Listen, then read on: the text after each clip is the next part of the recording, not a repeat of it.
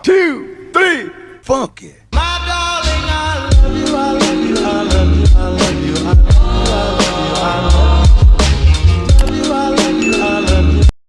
Assalamualaikum warahmatullahi wabarakatuh. Perkenalkan, nama saya Nur Rahmania. Oke, hari ini saya akan menjelaskan mengenai modals. Apa itu modals? Modals adalah kata kerja bantu yang berfungsi menambahkan arti khusus pada kata kerja utama. Arti khusus seperti apa?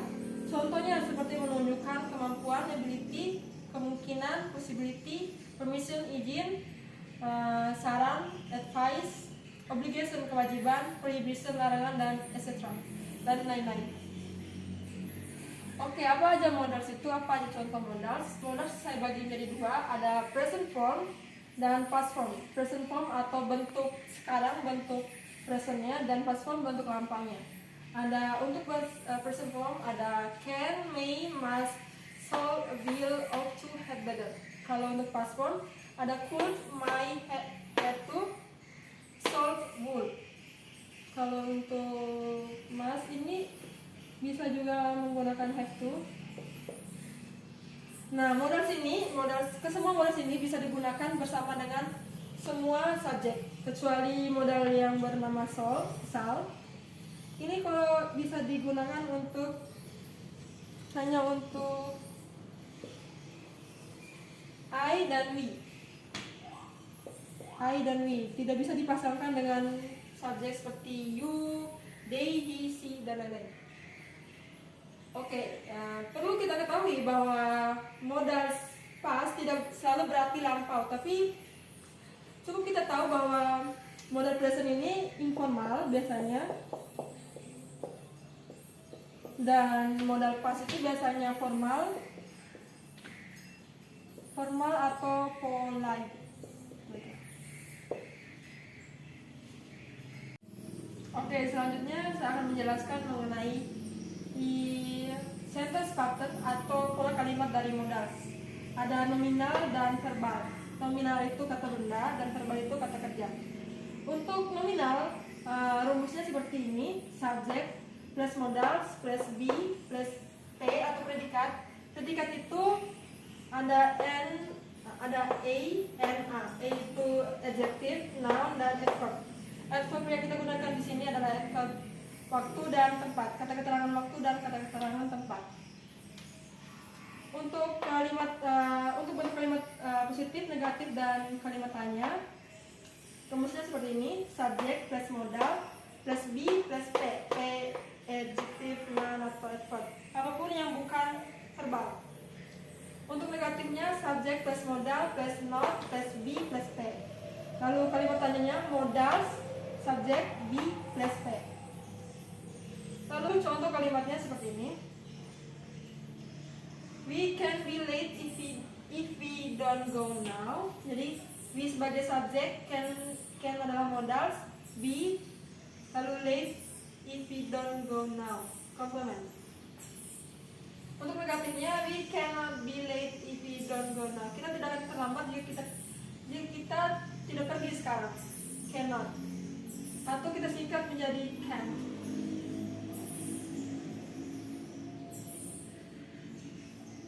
Untuk kalimat tanya untuk kalimat tanyanya, can we be late if we don't go now? Apakah kita akan terlambat jika kita pergi sekarang? Seperti itu. Oke, yang kedua, kalimat verbal atau bentuk kalimat verbalnya. Untuk rumusnya subject plus modal plus verb one, atau kata kerja bentuk pertama lalu objek atau complement. Bisa ada dan bisa tidak. Untuk rumus dari kalimat positifnya, subject plus modal plus verb plus objek atau complement. Untuk negatifnya, subject plus modal plus not plus verb plus objek atau complement. Lalu untuk kalimat tanya, subject plus modals plus subject plus verb one plus objek atau complement. Contoh kalimatnya, I can sing a beautiful song. Saya bisa menyanyikan lagu yang indah. Contoh kalimatnya. Lalu bagaimana kalimat negatifnya? I cannot sing a beautiful song. Cannot bisa kita singkat menjadi cannot.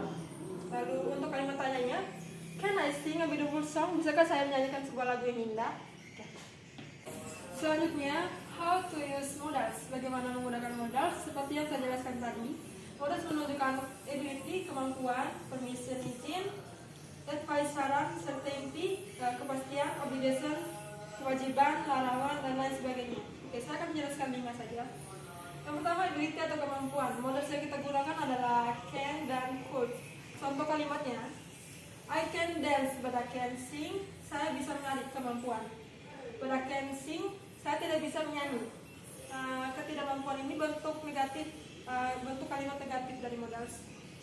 Yang kedua adalah when I was 20, I could dance all night. Ketika saya berusia 20 tahun, saya bisa menari sepanjang malam. Kemampuan di masa lampau. Oke, yang selanjutnya yang B adalah permission. Modals juga menunjukkan atau kita menggunakan modals untuk meminta izin.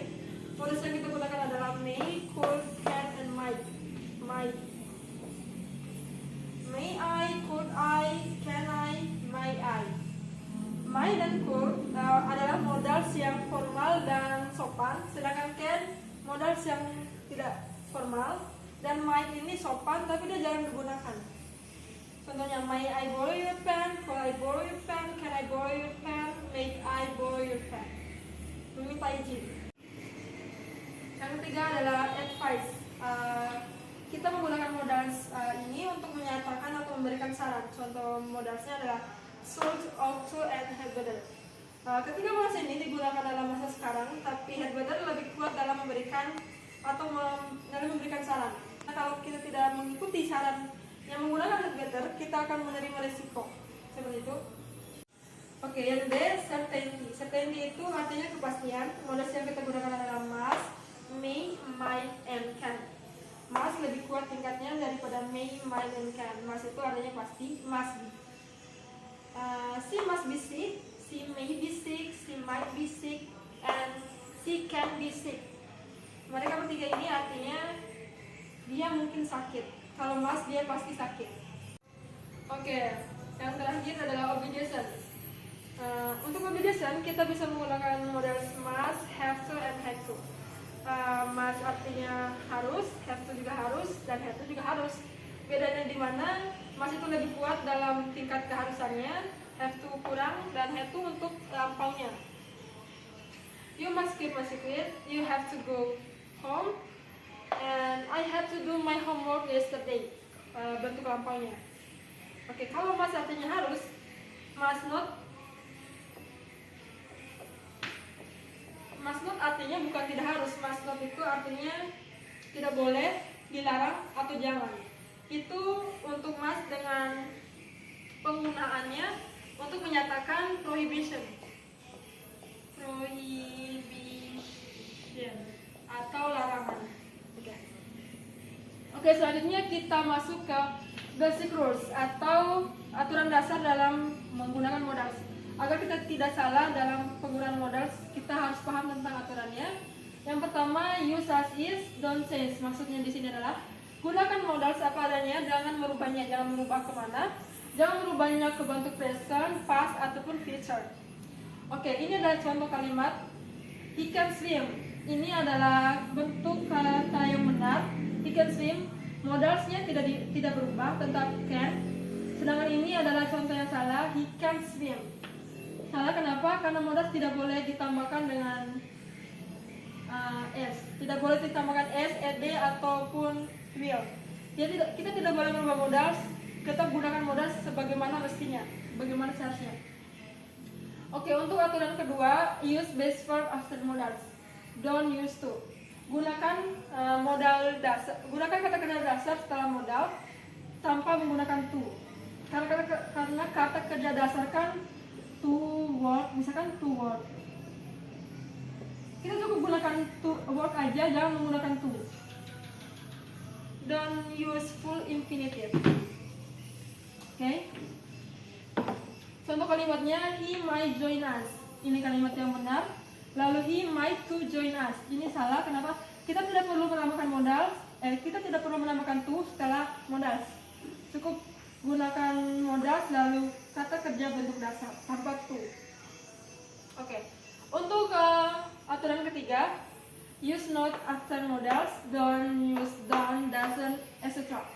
Jadi gunakan kata not setelah modals jika kita ingin membuat kalimat negatifnya, dan menggunakan don't, doesn't, dan apapun itu kecuali untuk kata have to. Kenapa? Karena have to adalah pengecualian. Kenapa have to ada to-nya? Karena memang dari sananya udah mengandung to. Oke. Contoh kalimatnya, you should smoke here. You should not smoke here. Kamu tidak boleh merokok di sini. Ini adalah kata yang benar. You don't should smoke here. Ini adalah kalimat yang salah. Kenapa? Karena kita gunakan not setelah modal, jangan menggunakan don't atau apapun itu. Gunakan saja not setelah modal ketika kita ingin membuat kalimat negatifnya. Oke, saya rasa sekian penjelasan saya mengenai modals. Jika ada yang tidak dipahami atau ingin ditanyakan, silakan tanyakan di kolom komentar. Sekian, walahul muwaffiq ila aqwamit thoriq. Wassalamualaikum warahmatullahi wabarakatuh.